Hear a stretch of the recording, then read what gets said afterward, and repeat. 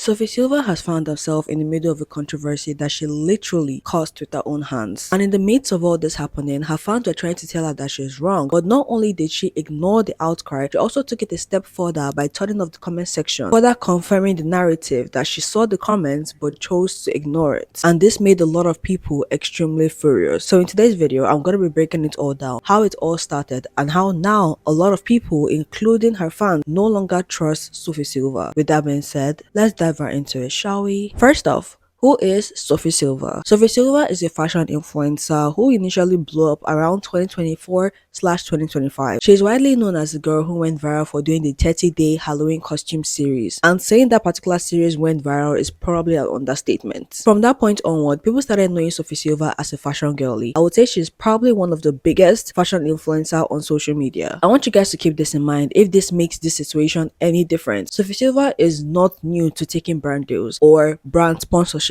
because she's objectively a big creator. A lot of brands are probably foaming at the mouth to sponsor her, and she has a very loyal fan base, so she checks all the boxes at this point. And even though she has done quite a number of them, a lot of people weren't really expecting her to do the recent one that she did. Sophie took to YouTube on 28th of June 2026 to promote a new feature by YouTube, which is basically called speech to song. And the whole idea behind this feature is that you just say a couple things to this obvious AI model and it creates a song for you. Do y'all remember the time I went on a first date wearing a full set of knight's armor and it didn't go so well?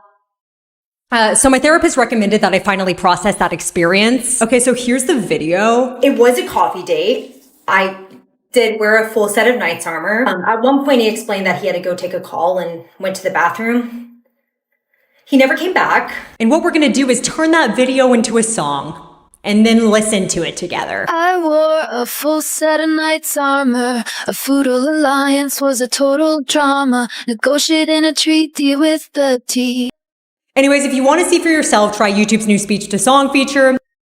Like I said earlier, Sophie has a very loyal fan base, and when she first posted this video on YouTube, a lot of her fans were hyping her up and just laughing at the whole situation because it was funny. The reference that she used was funny in their community. But just after a couple hours, a lot of people started calling her out. Why, you may ask? Because this is obviously an AI model, and Sophie was probably the last person they ever expected to accept a brand deal for a product that uses AI, so they were really shocked. I'm gonna give 2 extra reasons as to why I think Sophie fans were mad at her and did not expect this from her. Number 1, Sophie is very open about how she doesn't really like AI. According to a lot of her fans, a couple months ago, somebody made an AI fan art of her and she was very outspoken about it. She's made it clear that she did not like the fact that people were using AI to make fan art about her, or for her rather. The second reason, this AI model that she's promoting is a speech to song. And if you don't already know by now, Sophie has a boyfriend who goes by the name Hayden. This man is a musician. So her fans were just really shocked that she decided to take this sponsorship, knowing fully well the time and effort it takes to create a song, to write scripts, produce, do everything that goes into creating a song. I know I said 2 reasons, but I'm gonna make it 3. Another reason I think people were extremely mad at Sophie is because Sophie is a creative person. She's in the creative space. She's a fashion influencer, but she's in the creative space. And I'm sure you guys already know that it takes time, effort, consistency, creativity to be an artist. And just felt like Sophie was taking the easy way out when people did not really know how to do such. The whole art just came across as weird and also unauthentic. From my own personal opinion, the first time I came across this ad, I was taken aback. The ad felt so fake. I'm just gonna say it.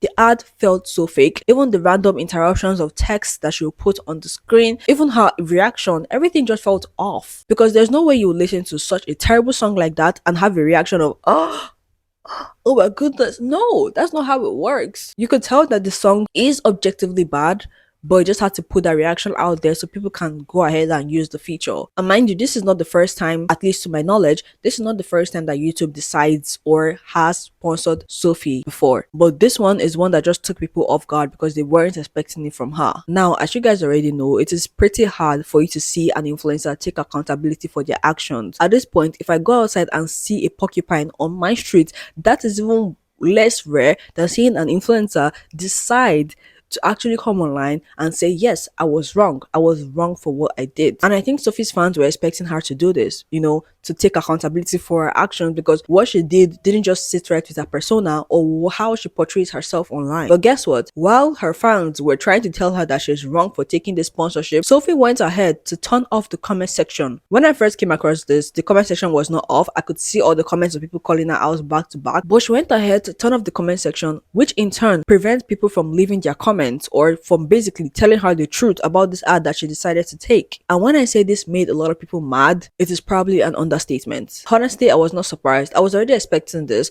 I know a lot of people feel like Sophie is different from other influencers, and by taking this step, going ahead to turn off the comment section, it just proved people wrong. You made people think that you are just like every other influencer out there. When they call them out, the next thing they do is to prevent people from calling them out instead of addressing the matter there and there. I would say it's not that easy for her to take down the ad, because again, there's a contract always involved in this kind of brand deals thing. You cannot just take down an ad unless you're willing to refund the entire money and also pay additional. It just depends on the contract, what the contract states. Some contracts might say you have to refund all the money, send them an apology. Some might say you cannot take down the video until they decide or tell you to take down the video. And sometimes you're not legally allowed to address why exactly you took that sponsorship unless the contract is cancelled. That is how some sponsorships are. I'm not entirely sure if that applies to her too, or the contract that she signed for this particular brand deal. I'm just guessing. Just to give you an idea of just how much people were calling her out, the next video she posted after the ad has 22,000 comments. That is absolutely insane. I've never seen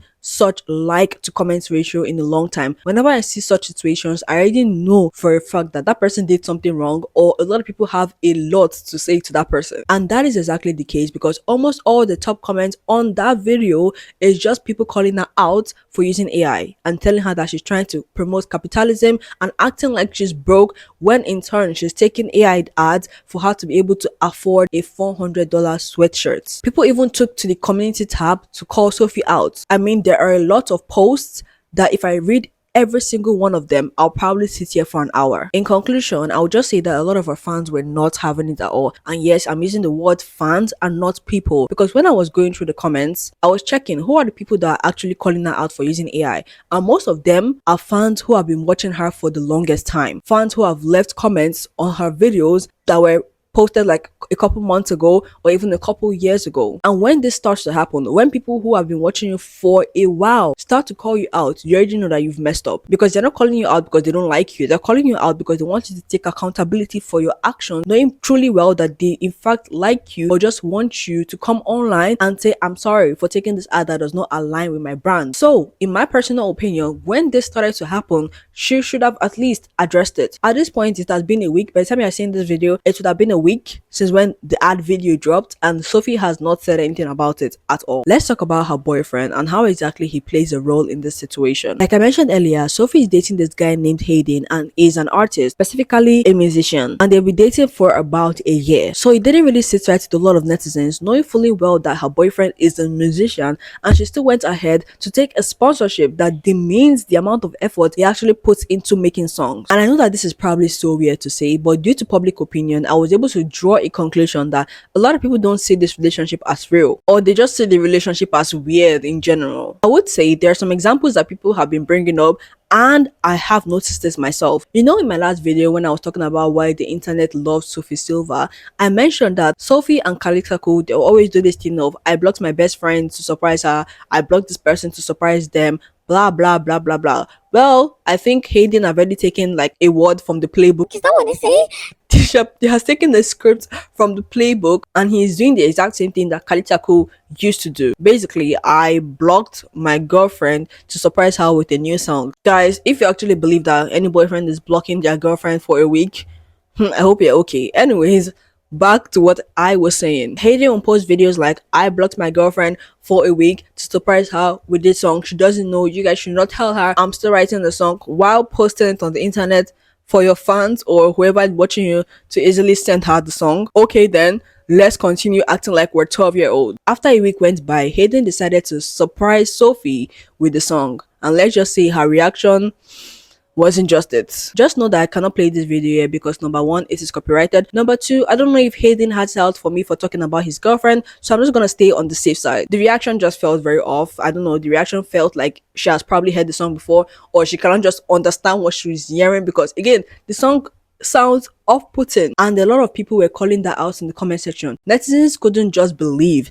that this is a song that somebody could write for his girlfriend, and they could tell that from Sophie's reaction, how everything just felt so fake or looked so fake. But again, this is just popular opinion and a little bit of my opinion, so feel free to have yours in the comment section below. Just to put this out there, before you can officially take a brand deal and post it on your social media platform, you have to go through quite a number of process, and it really just depends on how they want you to post it and the contract involved. Some you have to sign a contract, and then some you just have to write a written statement saying that you would do it. It just depends on the person who wants to sponsor you or give you that brand deal. And yes, it can be possible that she cannot take the video down or even address anything regarding it because of the contract that she signed. But I would say to that before you officially take a sponsorship, you have to sign a contract most of the time, especially when it's a big one. So you had all the time to actually review and know, do I actually want to take this sponsorship, or is it something that does not align with my brand or my personality online? And I think this is where a lot of influencers miss the plot. They miss the plot because they see a lot of money in front of them,